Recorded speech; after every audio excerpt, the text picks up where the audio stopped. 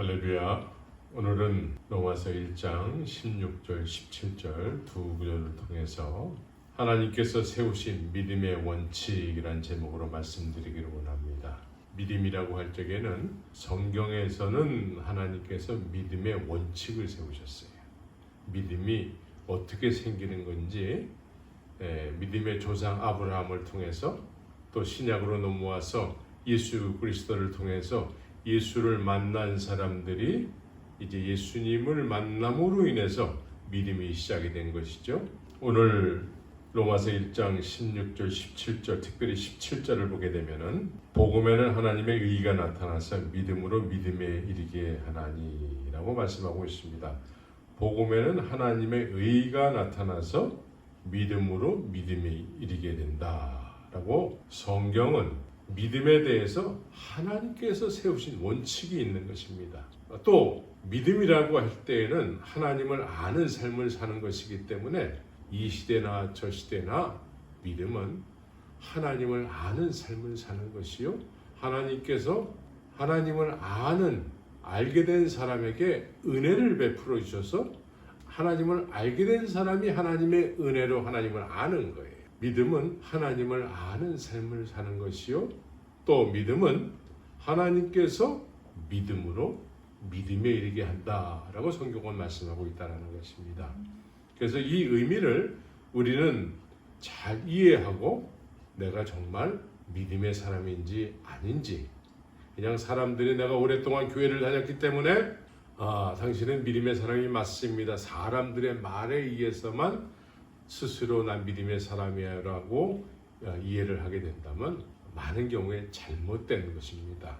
그래서 우리는 하나님께서 세우신 믿음의 원칙에 대해서 말씀을 잘 듣고 믿음 없는 사람 되지 마시고 믿음 있는 사람 되시기를 예수의 이름으로 축원합니다. 하나님은 믿음의 사람들에게 하나님께서 개입을 하시는 거예요. 하나님을 전혀 모르는 사람들에게 하나님께서 일방적으로 개입하셔서 하나님을 나타내 주시는 것이죠. 그래서 우리는 이 부분을 그 은혜를 인하여 믿음으로 말미암아라고 표현하게 되는 것입니다. 하나님의 은혜가 임함으로 인해서 하나님을 알게 된 하나님을 신뢰하고 의지하면서 살아가는 것이 믿는 것입니다. 그런데 하나님을 믿는다고 하여도 하나님의 개입하심이 없는 상태에서, 쉽게 말해서 그 은혜가 없는 상태에서 사람들에게 가르침만 받는 경우가 많이 있습니다. 하나님은 경험한 적이 없는데 사람들의 말을 듣고 이제 하나님을 믿기 시작하는 거예요. 근데 아직 하나님이 어떤 분인지 사람을 통해서만 전해 들었지 실제적으로 하나님이 어떤 분인지를 경험한 적이 한 번도 없는 것입니다. 이렇게 사람을 통해서 전해 듣는 하나님에 대한 이야기가 우리 믿음의 전부가 된다 그러면 내가 하나님을 모르면서도 내가 하나님을 믿는다라는 그런 꼴이 되는 것입니다. 예수님께서 세상에 오셨을 때에 이와 같은 현상이 예루살렘 중심으로 해서 유대 땅에 다 그러한 믿음의 사람들이었어요. 하나님을 경험하고 하나님의 놀라운 이적과 기사를 통해서 하나님의 말씀에 의해서 땅을 밟고 가나안을 정복하고 이래서 하나님을 아는 삶을 살았던 사람들이 아주 오래전에 다 죽고 그 이후에 여호와 하나님을 모르는 사람들이 태어나서 그 사람들에 의해서 이스라엘의 정체성이 자꾸 나름대로는 하나님을 섬기는 백성들이라고 하지만 하나님을 경험한 바 된 적이 없는 사람들이 이스라엘 백성의 역할을 맡아서 살았던 것이죠. 그래서 수천 년이 흘러가면서 이제 구전으로만 내려오는 하나님에 대한 이야기. 그래서 이 성경을 어려서부터 암송도 하고 이렇게 하나님의 말씀을 태어날 때부터 그렇게 모세오경을 특별히 외우기도 했던 이 사람들이 정작 하나님의 말씀은 많이 알았지만 그 말씀의 주인공이 되시는 하나님을 한 번도 경험한 바 된 적이 없는, 그래서 시대마다 선지자들이 있었지만 또 선지자들 이외에 거짓 선지자들이 나타나서 하나님이 부르시지도 않았는데 하나님이 불렀다고 스스로 그렇게 이야기하면서 하나님의 말씀을 나름대로 자의적인 해석을 통해서 하나님을 한 번도 경험한 바 된 적이 없는 민족에게 하나님을 모르는 사람이 하나님이 부르지도 않았는데 불렀다고 스스로 여기고 하나님의 말씀을 자의적으로 해석해서 하나님을 경험한 바 된 적이 없는 이스라엘 백성들에게 하나님의 말씀을 자꾸 전하는 거예요. 가르치는 거예요. 그래서 하나님을 모르는 사람이 하나님을 모르는 백성들에게 하나님을 가르치고 하나님의 말씀을 자의적인 해석으로 전하게 되는 것이죠. 그래서 하나님을 모르는데 철석같이 하나님을 믿고 있다라고 스스로들을 생각하고 있는 것입니다. 그래서 이들은 때마다 절기마다 금식을 하고 또 안식일이 되면은 회당에 모여서 정기적으로 예배를 그것도 보통 예배를 드리는 것이 아니고 아주 육신의 어떤 그 경건한 모습을 짜내어서 그렇게 안식일을 거룩하게 지키고 그리고 자기 돈을 들여서 구제를 하고 이러면서 누가 더 이런 행위를 열심히 하느냐에 의해서 하나님을 열심히 섬기는 사람, 좀 덜 열심히 섬기는 사람 이렇게 나눠지게 되는 것이죠. 이런 사회적 분위기가 계속 수백 년을 천년 이상을 내려오면서 태어나면서부터 이제 그런 사회적 분위기에 민족적 분위기에 거부할 수 없는 어떤 믿음의 운명을 가지고 신앙생활을 하게 되는 것입니다. 물론 구약 시대에는 일반인들이 하나님을 경험한다는 것은 사실 없었습니다. 특별히 제사장이나 선지자나 이런 사람들이 가끔씩 하나님의 성령에 감동되어서 하나님의 말씀을 받아서 전하는 그런 일들을 했던 것이죠. 그래서 예레미야나 에스겔서를 보게 되면은 이런 선지자들의 이야기가 소개되고 있는데 그 중에는 많은 경우에 거짓 선지자들이 등장을 해서 하나님이 말씀하지 않았는데도 하나님의 말씀이라고 하면서 우리 육신의 소욕에 맞는 말씀을 전했던 것이죠. 그래서 모두가 하나님을 진정으로 모르기 때문에 모두가 다 자기의 열심 있는 믿음의 행위를 통해서 뭔가를 열심히 하게 되면 스스로 뭔가 자신의 육신의 어떤 시간과 물질을 투자해서 믿고 있기 때문에 스스로들을 다 믿는다라고 여기게 되는 것이지. 하나님을 모르면서도 하나님을 믿는다고 하는 믿음은 사람들의 주도하에서 사람들이 가르치는 방법으로 그렇게 열심히 이루어지게 되는 것입니다. 그래서 이 시대에는 예수님께서 이 세상에 오셨을 때에 유명한 율법 학자들이 있었어요. 가마리엘이니 힐렐이니 뭐 이런 율법 당대의 유명한 율법 학자들이 있었는데 이런 사람들이 세운 신학교라든가 이런 사람들이 전하는 어떤 율법을 전문적으로 배우게 되면은 모두가 인정하는 믿음의 사람이 되는 거였습니다.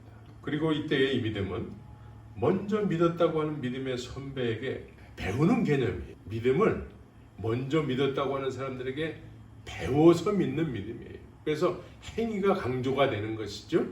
우리의 열심히 있는 행위를 강조해서 배우고 배운 것을 그대로 실천하는 것이 이 시대에 믿는다고 하나님의 백성으로서 하나님을 섬기는 믿음의 행위가 되었던 것입니다. 그래서 이 당시에는 누군가로부터 배웠느냐라는 것이 중요했고 배운 것을 열심히 실행하는 것이 믿음의 중요한 요소가 되는 것이었습니다.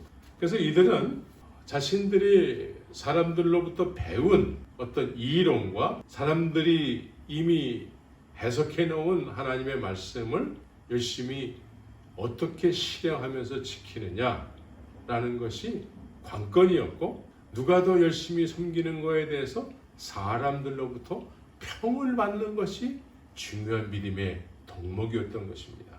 그러나 예수님께서는 이런 사람들에게 평을 하시기를 이런 사람들 스스로는 서로들을 믿음이 훌륭한 그런 하나님의 백성이다라고 인정들을 서로 하는 와중에 예수님께서 이런 사람들에 대해서 마태복음 15장 13절 14절을 통해서 이렇게 말씀합니다.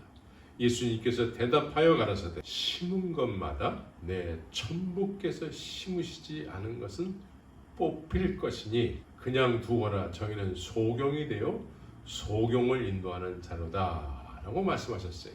여기서 중요하게 우리가 여겨야 될 말씀이 뭐냐면 내 천부께서 심으시지 않은 것들은 뽑힌다라는 거예요. 그러니까 믿음이라는 것은 천부께서 심으시는 거라는 거예요. 천부께서 심으시는 것인데 이 당시에 많은 거의 전부의 유대인들이 하나님께서 심으시지 않은 것들에 의해서 스스로들을 하나님의 백성이라고 여기면서 살았다는 것입니다. 그러면서 예수님께서 이런 자들에게 소경이 되어 소경을 인도하는 자로다. 하나님께서 심으시지 않은 것들을 이 사람들은 중요한 믿음의 덕목을 가지고 서로 열심을 가지고 지키고 실행하면서 이것이 곧 믿음이다 라고 서로들 사회적 분위기가 그랬다라는 것이죠. 이렇게 가르치고 배우고 가르치고 배우고 이런 이론을 지식을 습득하는 것이 하나님을 섬기는 중요한 믿음의 행위였다라는 것이죠. 그런데 예수님께서는 이런 자들을 가르치고 배우고 배우고 가르치고 이런 개념을 소경이다라고 얘기했다는 거예요. 소경이 또 다른 소경을 인도한다라고 말씀하고 있는 것이죠. 이렇게 태어나면서부터 사회적 분위기, 민족적 분위기가 하나님을 섬기는 것, 이렇게 누구나 다 열심으로 하나님을 섬겨야 된다는, 그러나 정말 하나님이 어떤 분인지 알지 못하는 상태에서 사람의 가르침만 받아가지고 그렇게 하나님을 섬기는 일로, 중요한 일로 그렇게 이해했던 사람들을 예수님께서는 또 이렇게 말씀하십니다. 겉으로는 아주 거룩하고 아주 단장된, 말끔하게 단장된 회칠한 무덤 같다. 그러나 속은, 삶 속에서는 마음에 쌓인 것으로 말들을 하면서 산다는 거예요. 이런 것을 정상적인 믿음이라고 여겼다는 거예요. 겉으로는 하나님을 믿고 많은 이론을 알고 많은 지식을 알고 이것을 믿음의 본질로 알고 서로 열심을 가지고 그렇게 하나님을 섬기는데 실제적으로 마음에는 다른 악들이 쌓여 있다는 거예요. 한 번도 이 악이 쌓여진 것이 한 번도 변화된 적이 없다는 거예요. 그래서 삶 속에서는 여전히 쌓인 악으로 말들을 하고 생각을 하고 이러면서 산다는 거예요. 예수님께서 그렇게 스스로는 하나님의 선민이요 하나님의 백성이라고 여기면서 살아가는 사람들에게 예수님께서 이런 평을 내리셨어요. 이 사람들은 그런데 예수님의 평보다는 사람들의 평을 더 중요하게 여기는 거예요. 이것은 오늘날도 대동소이해서 배우고 가르치고 배우는 그런, 구체적으로 예수님이 어떤 분인지를 경험받은 적이 없는 사람들에게 수많은 설교자들이 쏟아내는 설교를 통해서 그 많은 설교 속에 포함되어 있는 하나님에 대한 지식과 이런 것들을 많이 들어서 습득해서 많이 알고 있게 되면은 이런 것 자체를 우리는 믿음이 좋다, 믿음이 많다라고 인정한다는 거예요. 그러나 실제적으로 마음은 한 번도 지금까지 살아가면서 마음에 쌓인 것에 의해서 한 번도 변화된 적이 없이 살아간다는 것입니다.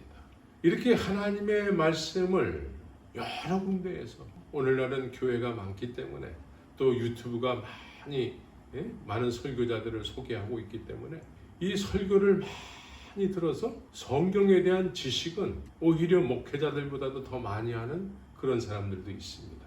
그 하나님의 말씀을 지키면서 살아야 될 그런 의무를 잘 알지 못한 상태에서 이 말씀을 많이 알게 되면 지키지 않아도 되는 말씀이 되는 것입니다. 그래서 이론과 지식으로 끝나게 되는 것이죠. 수년 내지 수십 년을 들이면서 이제는 영적인 체념한 상태가 되어서 우리가 이렇게 교회를 열심히 다니고 있기 때문에 말씀은 우리가 지킬 수 있으면 지키고 지키지 못하는 것은 그거 어쩔 수 없는 거지 않습니까? 하면서 하나님의 말씀은 우리가 지킬 수 없는 말씀이다 하면서 우리 스스로의 현재의 믿음의 생활을 정상적으로 여긴다는 것입니다. 예수님을 인격적으로 경험한 적이 없는 상태에서, 예수님을 잘 모르는 상태에서 예수님을 믿는 거예요. 그러니까 사람들의 말만 믿고 믿는 거예요. 사람들의 말만 듣고 믿는 것이죠. 그래서 고린도전서 15장 2절의 내용을 보면은 너희가 헛되이 믿지 말라라고 말씀하고 있어요. 헛되이 믿는 믿음이 있다라는 거예요. 우리는 헛되이 믿어서는 안 되는 것입니다. 그런데 헛되이 믿는다는 의미가 무엇입니까? 헛되이 믿는다는 의미는 내가 예수님을 잘 모르는 상태에서 예수를 믿는 거예요. 그러면 예수를 모르는 상태에서 예수를 믿게 되면 어떤 생각을 갖고 믿게 될까요? 내가 원하는 예수를 믿는 거예요. 내가 원하는 예수는 어떤 예수입니까? 나를 내 소원을 들어주는 예수, 만사형통케 해주시는 예수, 우리 육신의 소욕을 쫓아서 내 소원을 이루어주시는 예수로 믿으려고 하게 되는 것이죠. 왜? 예수를 모르기 때문에.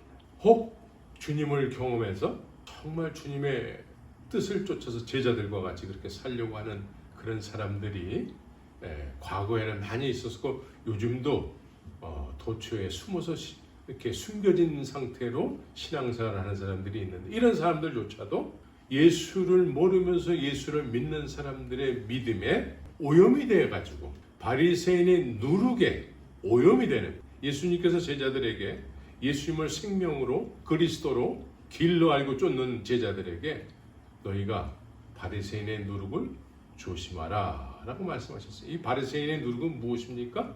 바리새인들의 속성은 뭐냐면 자신들의 소원을 이루어 주시는 하나님이요 열심히 믿는 그 저변에는 무엇이 깔려 있습니까? 높아지기를 원하는 거예요. 잘 되기를 원하는 거예요. 남들보다도 높아지고 남들보다도 잘 되게 해주시는 하나님으로 믿으려고 하는 것이죠. 순수하게 예수님을 알고 예수님을 믿고자 하는 사람들도 이런 바리새인의 누룩에 노출이 돼서 사람들과 관계하다 보니까 오염된 신앙에 오염이 되는 경우를 보게 되는 것이죠. 주님께서 세우신 믿음으로 우리는 돌아와야 되는 거예요. 첫사랑을 회복해야 되는 것이죠. 하나님께서 세우신 믿음의 원칙은 하나님께서 당신 자신을 우리에게 알려주시는 것으로부터 출발하는 거예요. 그래서 내가 이 하나님에 의해서 하나님을 믿는 믿음이어야 되는데 어느 순간에 사람들이 주로 하는 믿음이 좋아 보였습니다. 그래서 자꾸 사람들을 쫓아서 그런 세상의 어떤 문화에 오염이 되는 그런 것에서 우리는 빨리 하나님을 바라보는 순전한 믿음으로 돌아와야 되는 것입니다. 하나님을 하나님의 은혜에 의해서 알고 믿는 사람이 되어야 돼요. 하나님을 믿는 데 있어서 하나님께서 개입해 주셔서 하나님을 우리에게 알려주셔야지 그게 진정한 믿음이잖아요. 그런데 하나님을 믿는데 사람을 통해서 믿기 시작하는 것이죠. 시작은 이렇게 할 수밖에 없는데 그런데 여전히 사람의 말만 듣고 실제적으로 그 사람을 통해서 전해지는 예수님을 한 번도 경험한 바 된 적이 없다 그러면 이것은 과거에 예수님이 이 세상에 오셨을 때 하나님을 모르면서 하나님을 믿는다고 철석같이 그렇게 자신의 행위를 통해서 믿는다고 여겼던 유대인들하고 다를 바가 하나도 없는 것입니다. 우리는 하나님을 하나님의 은혜에 의해서 의지하고 또 그 하나님을 알고 신뢰하고 그 주님과 동행하고 동거하는 믿음의 삶을 살아야 되는 것입니다. 그래서 구약이나 신약이나 동일하게 하나님께서 시작하셨어요. 믿음은 하나님께서 시작하시는 거예요. 사람에게 듣는 말씀을 통해서 시작이 되지만 결국은 그 말씀을 통해서 하나님의 의가 나타나야 되는 거예요. 사람이 전하는 그 말씀이 하나님의 의가 나타나야 되는 거예요. 그런데 하나님의 의가 나타나지 않은 상태에서 사람의 말만 계속 듣게 되면 많은 말씀을 하나님에 대한 말씀을 많이 들었지만 하나님의 의가 나타나지 않으면 하나님을 모르는 상태에서 하나님에 대해서 많은 것을 아는 것으로 끝나는 거예요. 그래서 구약의 믿음은 하나님께서 이제 아브라함이라는 사람을 통해서 믿음을 시작하셨어요. 믿음의 개념은 이런 것이다. 아브라함이라는 사람을 통해서 하나님께서 믿음이라는 개념을 시작하신 거예요. 그래서 하나님은 여전히 보이지 않으세요. 하나님은 영이시기 때문에 구약이나 신약이나 하나님은 안 보이세요. 보이지 않는 하나님이신데 보이지 않는 하나님께서 아브라함에게 은혜를 베풀어 주셨어요. 말씀하셨어요. 하나님께서 말씀하셨어요. 우리도 영이 있고 하나님은 영이시니 영과 영이 이제 만남이 이루어졌던 것이죠. 우리의 영도 보이지 않고 하나님의 영도 보이지 않습니다. 그러나 그 영이 없다라고 할 수가 없는 것이죠. 그래서 그 영과 영이 만나게 된 거예요. 시작은 하나님이 하셨어요. 시작은 하나님께서 먼저 사랑하셨어요. 우리가 먼저 사랑하는 것이 아니고 하나님이 먼저 사랑하시는 거예요. 요한 1서에 그런 내용이 있습니다. 하나님이 먼저 아브라함을 사랑하셨어요. 아브라함이 사랑을 받을 만한 그런 일을 했기 때문에 하나님께서 사랑하신 것이 아니라 그냥 하나님께서 아브라함을 사랑하셨어요. 거기엔 이유가 없습니다. 하나님께서 아브라함을 사랑하셨어요. 아브라함에게 하나님이 사랑을 나타내 보여주신 것이죠. 그런데 아브라함이 보이지 않는 하나님을 느끼게 된 거예요. 보이지 않는 하나님을 느끼게 되니까 그 순간서부터 보이지는 않지만 그 하나님이 분명하게 느껴지니까 그 하나님께서 말씀하셨기 때문에 말씀의 내용, 너는 본토 지적 아비 집을 떠나라 라는 말씀을 이제는 새로운 가치관으로 하나님을 알게 된 사람은 새로운 가치관이 형성이 되게 되어 있습니다. 새로운 가치관이 되어서 이제 본토 지적 아비 집을 떠나게 되는 것이죠. 그럼 우리는 어려서부터 본토 지적 아비 집 갈대아와 우르에서 아브라함이 떠났다 이 얘기를 많이 들었기 때문에 아주 그냥 누구나 다 이렇게 쉽게 할 수 있는 일인 것처럼 생각을 합니다. 아무 일도 아닌 것처럼 실제로는 아무 일도 아니에요, 사실은. 그런데 아브라함에게 있어서 하나님을 만나기 전까지 본토 친척 아비 집의 개념은 생명이에요, 생명. 여기를 떠나서는 죽음이에요. 그 당시에 족장 시대에 그 자기의 삶의 근거지를 떠나서 다른 곳으로 간다 그러면 그것은 죽음이에요. 남의 도시로 경계선을 넘어간다라는 것은 싸움이요, 목숨을 내거는 일이에요.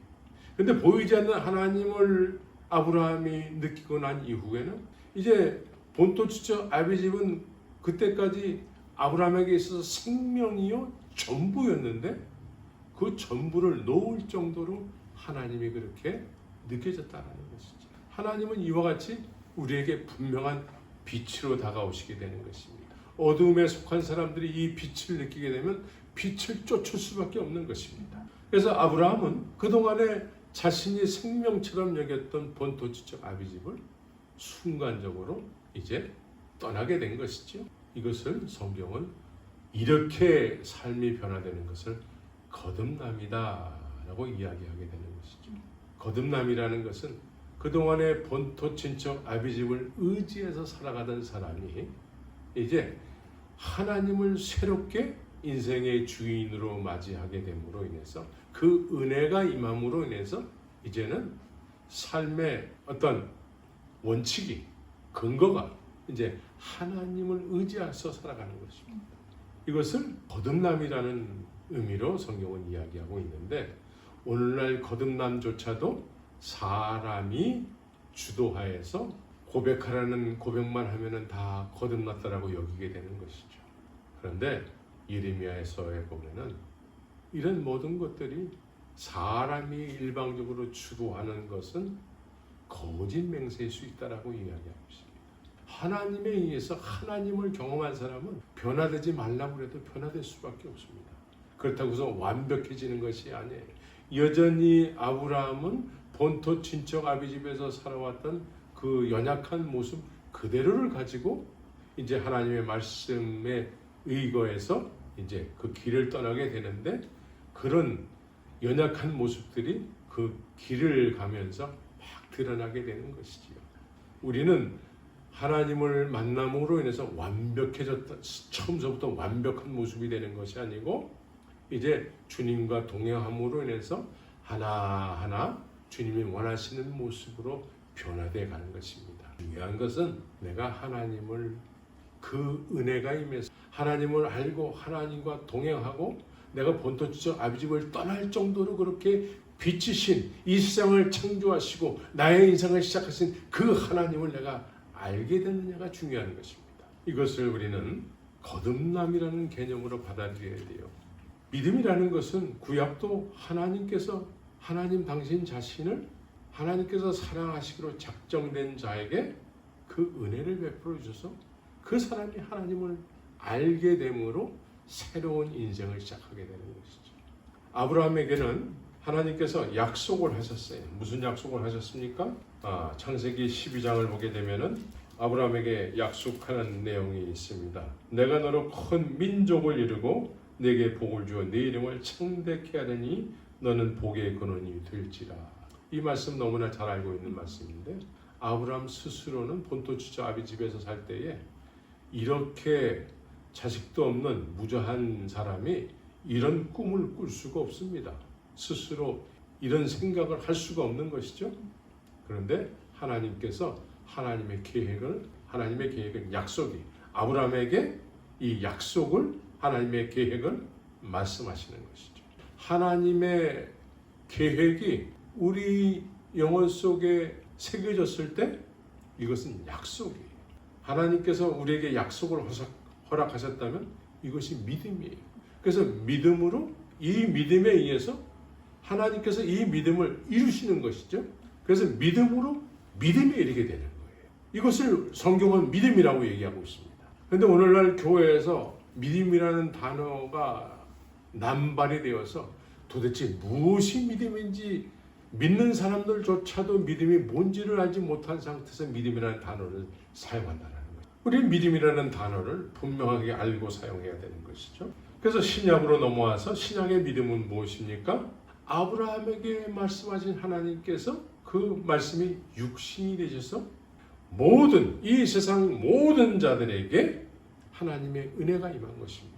구약에서는 아브라함을 시작으로 해서 하나님의 은혜가 임했는데 신약으로 넘어와서는 아브라함과 다윗의 자손 예수 그리스도의 세계라. 이 말씀은 뭐냐면 하나님께서 이제 모든 인생들에게 하나님의 은혜를 허락하셨다는 것이죠. 사람들에게 그동안에 가르침을 받아서 미시나와 미드라시 이런 장로들의 유전에 의해서 믿는다고 하는 유대인들은 이렇게 하나님의 은혜가 빛으로 임했는데 사람들은 사람들의 가르침을 받게 되면은 또 하나님을 모르는 상태에서 말씀을 이해하게 되면은 우리가 원하는 하나님과 하나님 당신 자신이 말씀을 통해서 계시하신 하나님과 같은 하나님이 될 수가 없는 것입니다. 하나님을 모르는 상태에서 하나님의 말씀을 이해하게 되면 우리가 원하는 하나님을 자꾸 믿으려고 하는 것이죠. 우리가 원하는 하나님은 예수 그리스도가 돼서는 안 되는 것입니다. 그래서 시대마다 하나님의 말씀을 많이 알고 있다고 하는 유대인들이 자꾸 바알을 믿으려고 하는 속성이 다 이와 같은 거예요. 하나님의 말씀을 내 육신의 소욕으로 자꾸 이해하는 거예요. 하나님의 말씀을 모르는 게 아니에요. 많이 알아요. 모세오경을 어려서부터 달달달달 외우죠. 그런데 이 외우는 많은 하나님에 대한 이 말씀을 육신의 소욕으로 자꾸 이해하는 거예요. 왜? 하나님을 모르기 때문에. 거듭나지 못했기 때문에. 예수님이 이 세상에 오셨을 때에 예수님을 알아보지 못하는 거예요. 성령의 역사하심이 없이 성경을 많이 알게 되면은 자의적인 해석이 다 육신의 소욕을 통해서 이렇게 해석을 하게 되는 것이죠. 오늘날도 예수를 믿는다고 하는 많은 사람들, 또 예수를 이야기하는 많은 설교자들이 이제 예수님이 어떤 분인지를 경험해서 그 믿음으로 믿음에 이르는 진정한 믿음의 삶을 살면 좋을 텐데 그렇지 못한 상태에서 사람들의 유전을 통해서 배우기만 하는 사람들, 예수님에 대해서 배우기만 하는 사람들, 이런 사람들이 이제 예수를 가리키게 되면은 육신의 소욕을 중심으로 해서 말씀을 해석을 하고 또 그런 사람들을 만들어내는 거예요. 그런데 사실 미국이나 유럽의 많은 교회들은 지금 교회가 다 죽어가고 있어요. 그들이 주도하는 신학에 의해서 교회가 막 성장이 돼야 되는데 오히려 교회들이 다 죽어가고 있고 박물관이 돼가고 있는데 실상은 믿음으로 믿음에 이르게 되는 이런 하나님의 약속하심이 없는 거예요. 우리는 이 사람들의 가르침만 가지고 신앙생활을 안 되는 것입니다. 성령이 말씀을 깨닫게 해주시고 성령이 성경을 통해서 예수님을 경험케 해주셔야 되는 것입니다. 또 우리가 말씀을 전할 때 성령의 역사하심을 통해서 하나님의 의가 나타나야 되는 것입니다. 듣는 사람들로 하여금 하나님의 의가 나타나는 복음을 듣게 해야 돼요. 하나님의 의가 나타난다는 의미는 믿음으로 믿음에 이르게 된다는 거예요. 믿음으로 믿음에 이르게 된다는 의미는 앞서서 말씀드렸지만 하나님께서 듣는 사람들에게 약속하시는 거예요. 그 약속은 다 다른 것이죠. 천차만별로 다 다른데 그 약속하시고 그 약속을 주님께서 이루시기를 원하시는 것이죠. 아브라함이 믿음으로 믿음에 이르게 됐습니다. 백세의 아들을 낳게 된 것이죠. 이와 같이 믿음은 바라는 실상을 갖게 되는 거예요. 바라는 실상. 예수님께서 베드로에게 말씀하셨어요. 믿음으로 믿음에 이르게 하시는 말씀을 하셨어요. 이제 앞으로 너는 지금까지는 요한의 아들 시몬으로 살았지만 넌 앞으로 게바로 살게 될 거야. 너는 사람을 낚는 어부로서 살게 될 거야. 그래서 실제로 주님께서 그렇게 이루셨어요. 십자가 이후에 주님께서 요한의 아들 시몬을 베드로, 게바, 사람을 낚는 어부가 되게 하셨습니다. 이렇게 우리는 믿음으로 믿음에 이르는 그런 진정한 하나님께서 약속하신 그 믿음을 소유하고 있느냐, 이것을 점검해야 되는 것입니다. 이것이 없는 상태에서 말씀을 막 전하고 하나님에 대한 말씀을 막 전한다는 것은 이론을 이야기하는 것이요, 지식을 전하는 것입니다. 지식을 많이 아는 것은 약간의 필요함은 있지만 그것이 우리를 하나님께서 약속하시는 그 믿음으로 믿음에 이르게 되는 그런 비전의 사람으로 살게 하지는 않는 것입니다. 모든 것이 다 지식으로 지식을 알게 되면은 이제 우리는 육신의 소욕을 통해서 높아지는 것. 예수님이 그것을 성공한 목회자로 이해시키신다면 예수님 당신 자신이 이 세상에 오셨을 때 그렇게 사셨어야 되는 것입니다. 예수님은 제자들의 발을 씻기셨어요. 섬기는 자로 오셨습니다. 낮아진 자로 오셨습니다. 죄인의 모습이 되셨습니다. 죄가 없으신 분이 스스로 죄인의 모습이 된 것입니다. 그래서 스스로 낮아지셨어요. 제자들의 발을 씻기시면서 너희들도 이와 같이 서로 발을 씻기면서 겸손하게 살거라 라고 말씀하고 있는 것이죠. 세례 요한은 나는 이제 쇠하여야 되겠고 예수님을 흥하게 해야 된다라고 말씀하고 있는데, 우리는 예수님을 흥하게 해야 되는데 예수님은 자꾸 세상 속에 쇠하고 예수님의 이름이 자꾸 땅바닥에 떨어지고 자신들의 어떤 위치가 자꾸 명예를 운운하고 하면서 자꾸 높아지려고 하는, 예수님을 믿는, 하나님을 믿는 하나님의 백성이라고 여기는 사람들이 다 스스로 높아지려고 하는 것을 목적으로 해서 신앙생활하는 경우를 많이 보게 되는 것입니다. 우리는 결코 그러한 삶을 살아서는 안 되는 것입니다. 죽을지라도 우리는 나를 위해서 십자가에서 죽으시고 부활하신 그분만을 높이는 그런 삶을 살아야 되는 것입니다. 그래서 그리 아니하실지라도 감사해요.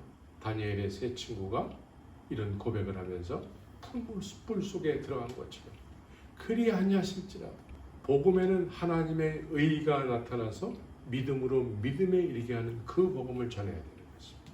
말씀을 전한다고 해서 다 하나님의 의가 나타나면 얼마나 좋겠습니까? 먼저 내가 하나님의 의가 나타나는 복음을 알고 있는가를 점검해야 되는 것입니다. 나는 정말 하나님의 의가 나타나는 복음을 알고 있는가? 그렇다면 나는 지금 믿음으로 믿음에 이르게 하는, 하나님께서 나에게 약속하신 것을 나는 지금도 붙잡고 그것을 이루시기를 원하시는 주님과 함께 동행하고 있습니다. 이 말이 되는 거예요. 이제 내 믿음을 점검해야 되는 거예요. 나는 정말 믿음으로 믿음에 이르는 그런 삶을 살고 있는가? 하나님께서 나에게 약속하신 그 약속이 무엇인가? 이 약속을 통해서 내가 그 약속을 바라보면서 지금도 신앙생활을 그것 때문에 하고 있는가? 교회는, 이 세상에 교회는 왜 존재하는가? 하나님께서 교회를 통해서, 하나님께서 원하시는 교회는 3일 만에 세우는 교회예요. 우리가 교회요, 우리 안에 성전이 마련되어 있어야 되는 것이죠. 믿음으로 믿음에 이르게 하는 그런 공동체가 되는 것입니다. 하나님의 약속을 내가 소유하고 있는가? 하나님을 내가 알고 있는가? 하나님을 알고 있음으로 인해서 하나님께서 나에게 약속하신 것이 있는가? 이것을 점검하지 못한 상태에서 내가 저 사람보다는 그래도 교회를 열심히 다녔지, 오래 다녔지, 이런 정도로 해서 나 믿음의 사람이야라고 하게 된다면 서로가 서로를 속이는 그런 역할을 하고 있는 것이지. 우리는 하나님의 의가 나타나는 복음, 하나님의 의가 나타나는 복음을 아브라함이 받음으로 인해서 본토 지쪽 아비집을 떠난 거예요. 제자들은 그때까지 살아왔던 어부의 일을 놓고 이제 예수님을 쫓아서 살게 된 것입니다. 하나님의 약속하신 거, 예수님께서 세상에 오셔서 제자들에게 약속하신 거, 이런 것들이 다 이루어지게 된 것입니다. 우리는 믿는다고 했을 때 이 믿음을 정말 우리가 잘 점검해서 점검된 믿음을 통해서 남은 인생을 그렇게 주님과 동행하고 있는가 하는 것을 점검해야 되는 것이죠. 그래서 우리는 이 세상이 어둡고 힘들 때에 믿음을 점검함으로 인해서 우리의 믿음이 회복이 돼야 되고, 바리새인의 누룩을 조심하라고 하신 그 주님의 말씀에 의해서 내가 정말 신앙생활하는 것이 뭔가 잘 먹고 잘 살기 위해서, 남보다 더 높아지기 위해서 신앙생활하는 거라면 꿈을 깨시기 바랍니다. 이제 우리는 모두가 다 주님이 원하신 대로 예수님께서 가신 그 길을 우리도 겸손하게 따르는 그런 진정한 십자가의 복음의 증인의 삶을 사시기를 예수의 이름으로 축원합니다.